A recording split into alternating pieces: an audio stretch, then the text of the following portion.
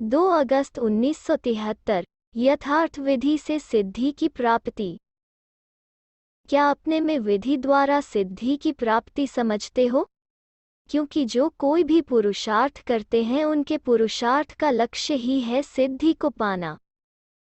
जैसे दुनिया वालों के पास आजकल रिद्धि सिद्धि बहुत है, तो उस तरफ है रिद्धि सिद्धि और यहाँ है विधि से सिद्धि। यथार्थ है विधि और सिद्धि, इनको ही दूसरे रूप में लेने के कारण वे रिद्धि सिद्धि में चले गए हैं। तो क्या अपने को सिद्धि स्वरूप समझते हो? जो भी संकल्प करते हैं, अगर यथार्थ विधि पूर्वक है तो सिद्धि जरूर होती है। अगर विधि नहीं है तो समझो कि सिद्धि भी नहीं है। इसलिए भक्ति मार्ग में भी जो कोई कार्य करते हैं या कराते हैं, वैल्यू उसकी विधि पर ही होती है। विधि पूर्वक होने के कारण ही उस सिद्धि का अनुभव करते हैं। सभी का प्रारंभ तो यहाँ से ही हुआ है ना? इसलिए पूछते हैं कि सिद्धि स्वरूप अपने को समझते हो व अभी बनना है? समय के प्रमाण दोनों ही क्षेत्र में परिणाम स्वरूप अब तक 95% रिजल्ट जरूर होना चाहिए। जैसे समय की रफ्तार को देख रहे हो और चैलेंज भी करते हो, तो जो चुनौती दी है वो संपन्न तब होगी जब आप लोगों की स्थिति संपन्न होगी। यह जो चुनौती करते हो वो परिवर्तन किसके आधार पर होगा? उनकी आधारशिला नींव कौन है? उनकी आप लोग ही तो आधारशिला हो ना। अगर आधारशिला ही मजबूत न हो तो आगे कार्य कैसे चलेगा? जब फाउंडेशन या आधारशिला तैयार हो जाए तब उसके बाद फिर नंबरवार राजधानी भी तैयार हो। तो जिनको राज्य करने का अधिकारी बनना है वो अपने अधिकार नहीं लेंगे तो दूसरों को फिर नंबरवार अधिकार कैसे प्राप्त होंगे? जब तक आप लोगों की स्थिति विधि द्वारा सिद्धि को प्राप्त नहीं होगी तो इस विश्व कल्याण के कर्तव्य में भी कैसे सिद्धि की उपलब्धि होगी? पहले तो स्वयं की सिद्धि होगी। इतना बड़ा कर्तव्य इतने थोड़े समय में संपन्न करना है तो कितनी तेज रफ्तार होनी चाहिए। इसके लिए कोई योजना बनाई है कि रफ्तार को कैसे पूरा करें, अर्थात सिद्धि स्वरूप कैसे बने जिससे संकल्प करते ही सिद्धि प्राप्त हो। यह है 100% सिद्धि स्वरूप की निशानी की कर्म किया और सिद्धि प्राप्त हुई। जब साधारण नॉलेज के आधार पर रिद्धि सिद्धि को प्राप्त कर सकते हैं तो क्या श्रेष्ठ नॉलेज के आधार पर विधि से सिद्धि को नहीं प्राप्त कर सकते? यह चेकिंग चाहिए कि कौन सी विधि में कमी रह जाती है कि जो फिर सिद्धि भी संपूर्ण नहीं होती। विधि को चेक करने से सिद्धि ऑटोमेटिकली प्राप्त हो जाएगी। इसमें भी सिद्धि न हो सकने का मुख्य कारण यही है कि जो एक ही समय तीनों रूप से सर्विस नहीं करते हो। तीनों रूपों और तीनों रीति से एक ही समय करना है। नॉलेजफुल, पावरफुल और लवफुल, इसमें लव और लॉ ये दोनों साथ साथ आ जाते हैं। इन तीनों रूप से तो सर्विस करनी ही है, लेकिन इन तीनों रीति से भी करनी है, अर्थात मनसा, वाचा और कर्मणा, इन तीनों ही रीति से और एक ही समय इन तीनों रूपों से करनी है। जब वाणी द्वारा सर्विस करते हो तो मनसा भी पावरफुल हो। पावरफुल स्टेज से तो उसकी मनसा को भी चेंज कर देंगे और वाणी द्वारा उनको नॉलेजफुल बना देंगे, और फिर कर्मणा द्वारा अर्थात जो भी उनके संपर्क में आते हैं तो उसका संपर्क ऐसा लवफुल हो कि जो ऑटोमेटिकली वो स्वयं महसूस करे कि हम कोई अपने ईश्वरीय परिवार, गॉडली फैमिली में ही पहुंच गया हूँ। अपनी चलन ही ऐसी हो जिससे कि वो स्वयं महसूस करे कि वास्तव में यही मेरा असली परिवार है। अगर इन तीनों रीति से उनकी मनसा को भी कंट्रोल कर लो और वाणी से नॉलेज दे, लाइट माइट का वरदान दो और कर्मणा अर्थात संपर्क द्वारा अपने स्थूल एक्टिविटी द्वारा ईश्वरीय परिवार का अनुभव कराओ, तो क्या इस विधि पूर्वक सर्विस करने से सिद्धि नहीं होगी? कारण कि आप एक ही समय में तीनों रीतियों और तीनों रूपों से सर्विस नहीं करते हो। जब आप वाचा में आते हो तो मनसा जो पावरफुल होनी चाहिए वो नहीं होती है, वो कम हो जाती है। और जब रमणीक एक्टिविटी से किसी को संपर्क में लाते हो तो भी मनसा जो पावरफुल होनी चाहिए वो नहीं रहती है। तो एक ही समय यदि ये तीनों इकट्ठी हो तो सिद्धि जरूर मिलेगी। अब इस रीति से सर्विस करने का अभ्यास और अटेंशन चाहिए। आप उनके डीप संपर्क में नहीं आते हो, सिर्फ ऊपर ऊपर के संपर्क में ही आते हो। तो वो ऊपर ऊपर का संपर्क अल्पकाल का ही होता है। भले लव में लाते भी हो, लेकिन लवफुल के साथ पावरफुल भी होना चाहिए ताकि उन आत्माओं में भी पावर भरे, जिससे कि वो समस्याओं का, वायुमंडल का, वाइब्रेशंस का सामना कर सदा काल संबंध में रहें। लेकिन वो नहीं होता। या तो वे नॉलेज पर आकर्षित होते हैं या फिर लव पर होते हैं। ज्यादातर वे लव पर ही आकर्षित होते हैं, फिर सेकंड नंबर में नॉलेज पर। लेकिन पावरफुल स्टेज ऐसी हो जो कि कोई भी बात सामने हो तो वो हिले नहीं। अभी केवल यह कमी है। जो सर्विसेबल निमित्त बनते हैं उनमें भी नॉलेज ज्यादा है और लव भी है, लेकिन पावर कम है।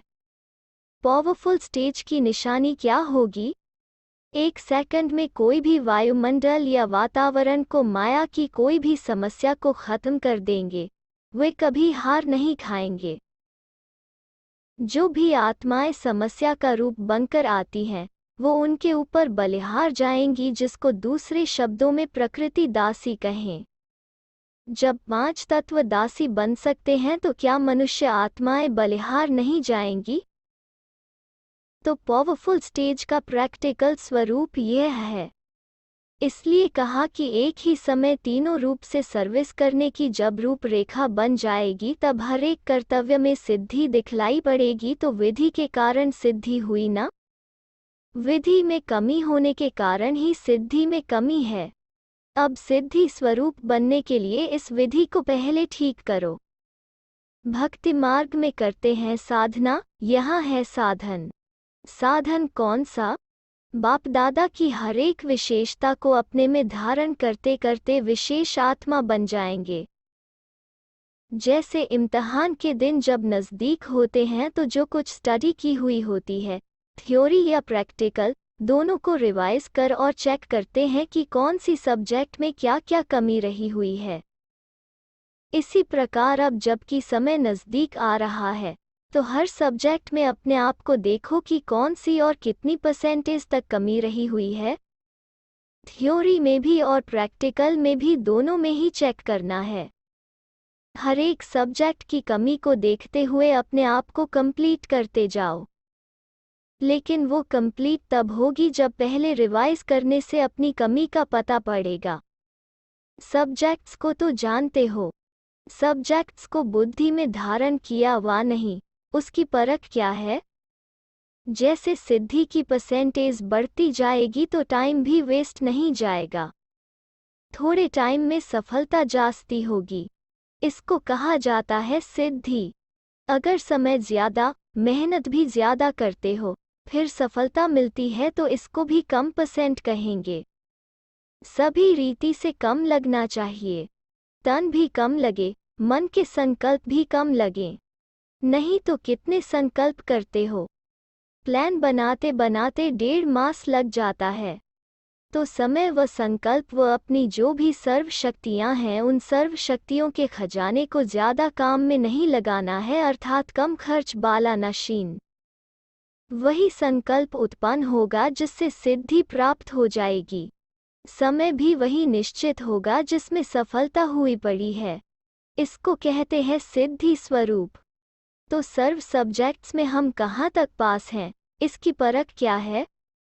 जो जितने सब्जेक्ट्स में पास होगा तो उतना ही उन सब्जेक्ट्स के आधार पर ऑब्जेक्ट, लक्ष्य और रिस्पेक्ट मिलेगी।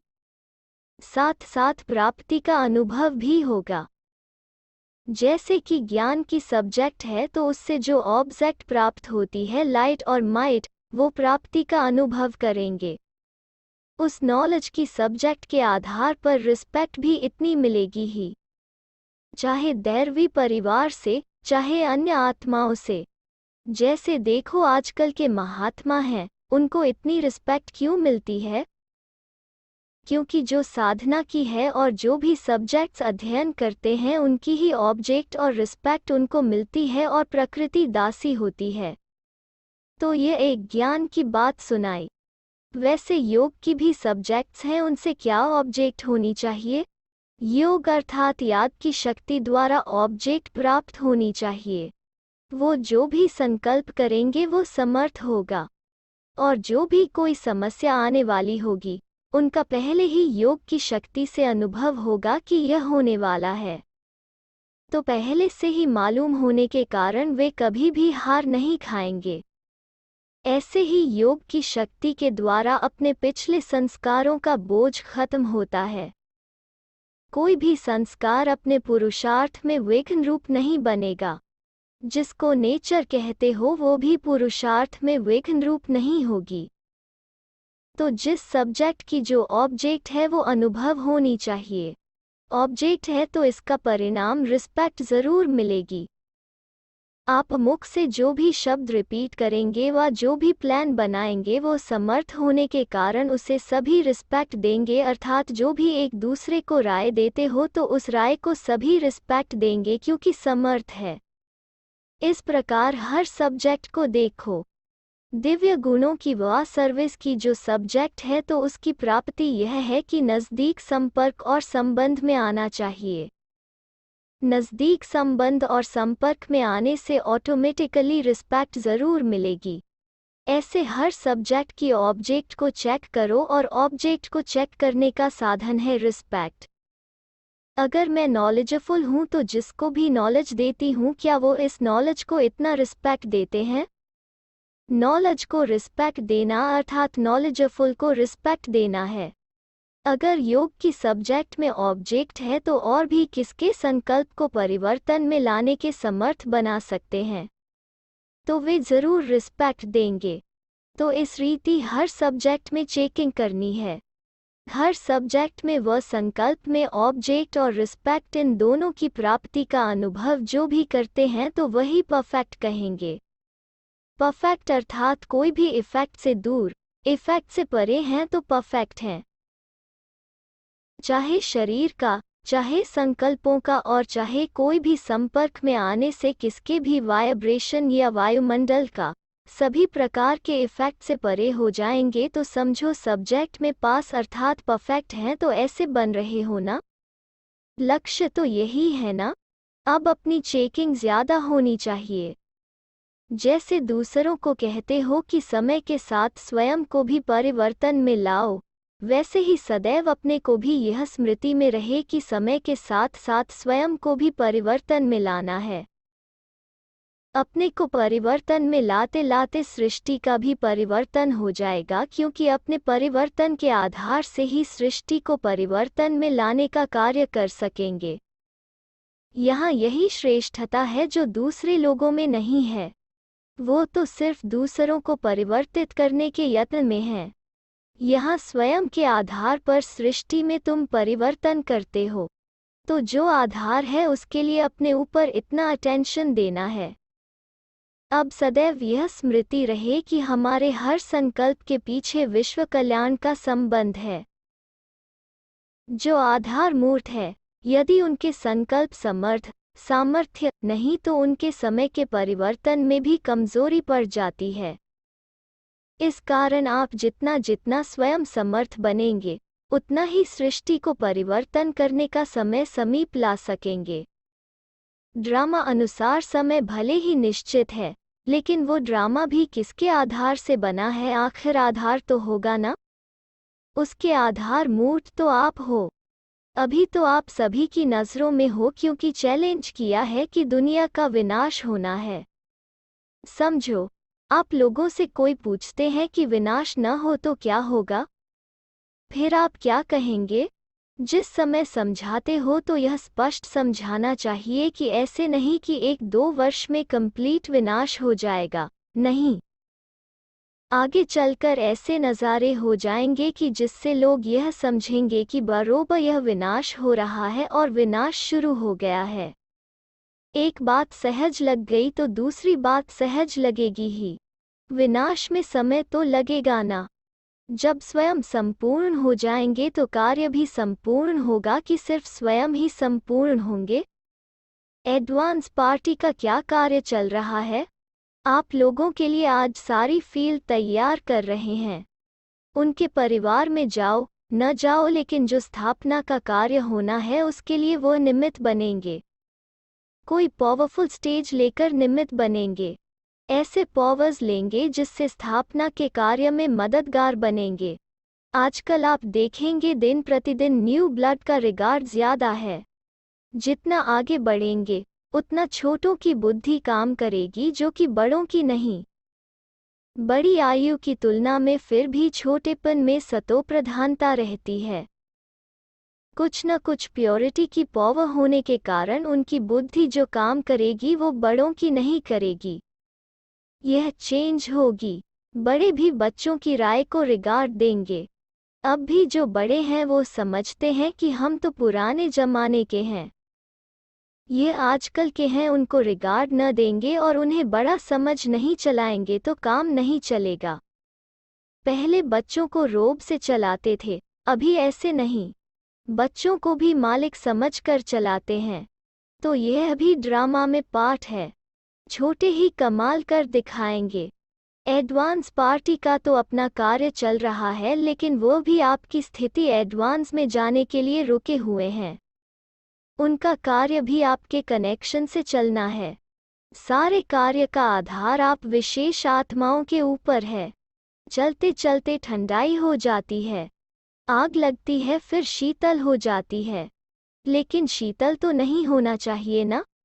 बाहर का जो रूप है मनुष्य वो देखते हैं, समझते हैं यह तो चलता आया है, बड़ी बात क्या है। परंपरा से खेल चलता ही आ रहा है, लेकिन यह चलते चलते शीतलता क्यों आती है? इसका कारण क्या है? परसेंटेज बहुत कम है। लेक्चर्स तो करते हैं, लेकिन लेक्चर्स के साथ साथ फीचर्स भी अट्रैक्ट करें, तब लेक्चर्स का इफ़ेक्ट हो। तो अपने को हर सब्जेक्ट में चेक करो। आजकल लेक्चर्स में आप कंपटीशन करो तो इसमें कई और भी जीत लेंगे, लेकिन जो प्रैक्टिकल में है उसमें सभी आपसे हार जाएंगे।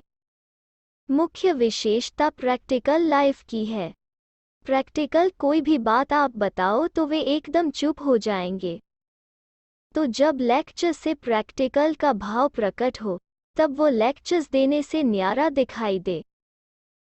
जो शब्द बोलते हो वो नयनों से दिखाई दे कि यह जो बोलते हैं वो प्रैक्टिकल है, ये अनुभवी मूर्त हैं, तब उसका प्रभाव पड़ सकता है। बाकी सुन सुनकर तो सभी थक गए हैं, बहुत सुना है। अनेक सुनाने वाले होने के कारण सुनने से सभी थके हुए हैं। कहते हैं सुना तो बहुत है, अब अनुभव करना चाहते हैं और अब कोई प्राप्ति कराओ। तो लेक्चर में ऐसी पावर होनी चाहिए जो वो एक एक शब्द अनुभव कराने वाला हो। जैसे आप समझाते हो ना कि अपने को आत्मा समझो, न कि शरीर। तो इन शब्दों को बोलने में भी इतनी पावर होनी चाहिए जो सुनने वालों को आपके शब्दों की पावर से अनुभव हो। एक सेकंड के लिए भी यदि उनको अनुभव हो जाता है तो अनुभव को वो कभी छोड़ नहीं सकते, आकर्षित हुआ आपके पास पहुंचेगा। जैसे आप बीच बीच में भाषण करते करते उनको साइलेंस में ले जाने का अनुभव कराते हो, तो इस प्रैक्टिस को बढ़ाते जाओ, उनको अनुभव में लाते जाओ। इस पुरानी दुनिया से बेहद का वैराग्य दिलाना चाहते हो तो भाषण में जो पॉइंट्स देते हो वो देते हुए वैराग्य वृत्ति के अनुभव में ले आओ। वो फील करे सचमुच यह सृष्टि जाने वाली है, इससे तो दिल लगाना व्यर्थ है। तो जरूर प्रैक्टिकल करेंगे। उन पंडितों आदि के बोलने में पावर होती है। एक सेकंड में खुशी दिला देते और एक सेकंड में रुला देते। तब कहते हैं इनका भाषण इफेक्ट करने वाला है। सारी सभा को हंसाते भी है, सभी को शमशानी वैराग्य में लाते तो है ना। जब उनके भाषण में भी इतनी पावर होती है तो क्या आप लोगों के भाषण में वो पावर नहीं हो सकती? अशरीरी बनाना चाहो तो क्या वो अनुभव करा सकते हैं कि वो लहर छा जाए? सारी सभा के बीच बाप के स्नेह की लहर छा जाए। इसको कहा जाता है प्रैक्टिकल अनुभव कराना। अब ऐसे भाषण होने चाहिए तब कुछ चेंज होगी। वे समझें कि इनके भाषण तो दुनिया से न्यारे हैं। वो भले भाषण में सभा को हंसा लेते या रुला लेते, लेकिन अशरीरीपन का अनुभव नहीं करा सकते और न बाप से स्नेह पैदा करा सकते। कृष्ण से स्नेह करा सकते हैं लेकिन बाप से नहीं करा सकते। उनको पता ही नहीं है तो निराली बात होनी चाहिए। अच्छा, समझो गीता के भगवान पर पॉइंट्स देते हो, लेकिन जब तक उनको बाप क्या चीज़ है, हम आत्मा हैं और वो परमात्मा है, जब तक यह अनुभव नहीं कराओ तब तक यह बात सिद्ध भी कैसे होगी? ऐसा कोई भाषण करने वाला हो जो उनको अनुभव करावे कि आत्मा और परमात्मा में रात और दिन का अंतर है। जब अंतर महसूस करेंगे तो गीता का भगवान भी सिद्ध हो ही जाएगा। सिर्फ पॉइंट से उनकी बुद्धि में नहीं बैठेगा, उससे तो और ही लहरें उत्पन्न होने लगेंगी। लेकिन अनुभव कराते जाओ तो अनुभव के आगे कोई बात जीत नहीं सकती। भाषण में अब यह तरीका चेंज करो। अच्छा,